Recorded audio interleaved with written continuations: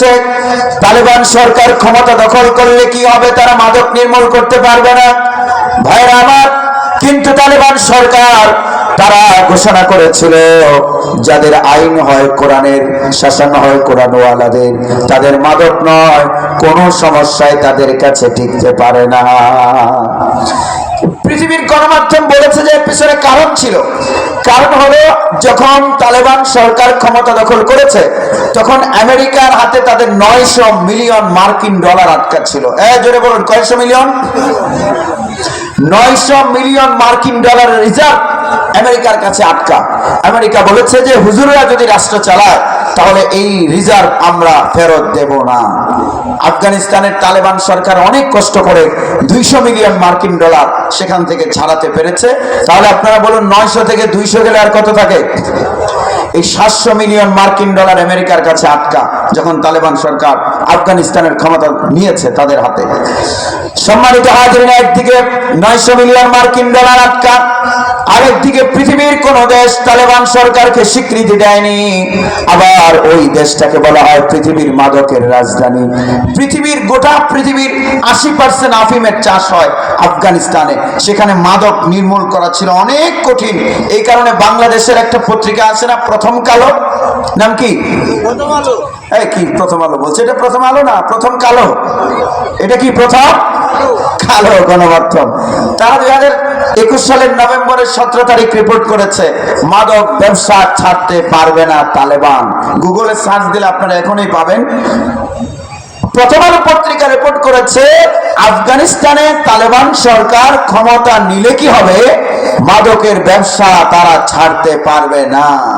কিন্তু তালেবান সরকার বলেছিল যাদের আইন হয় কোরআনের, শাসন হয় কোরআনওয়ালাদের, তাদের কাছে মাদক বড় কোনো সমস্যা নয়, এই সমস্যাকে তারা নির্মূল করতে পারবে।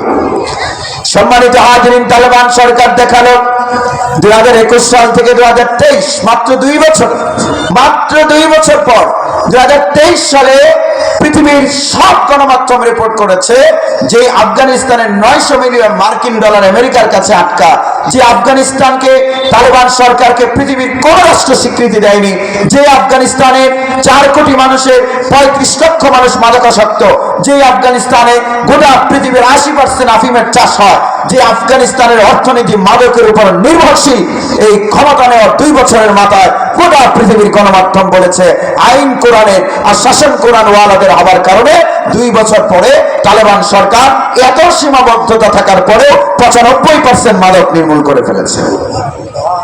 আল্লাহু আকবার বলবেন না আপনারা?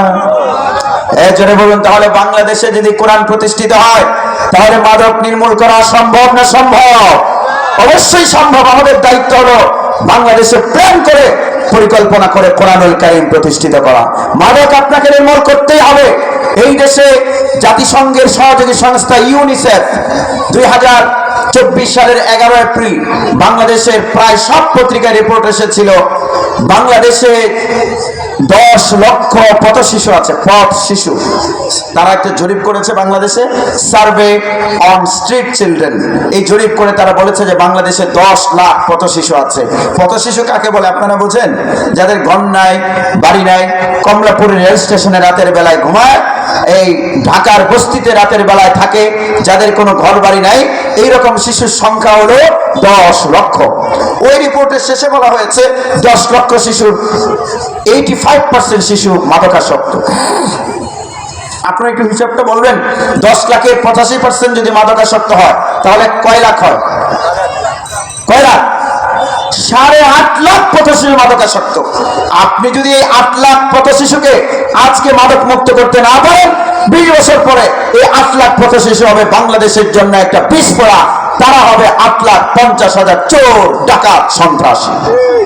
আপনাকে প্ল্যান করতে হবে যে রাষ্ট্রের এই বাচ্চাদেরকে মাদক মুক্ত করতে হবে। সম্মানিত হাজিরিন, সেজন্য আইন যদি কোরআনের হয়, শাসন যদি কোরআন ওয়ালাদের হয়, বাংলাদেশে মাদক থাকবে না।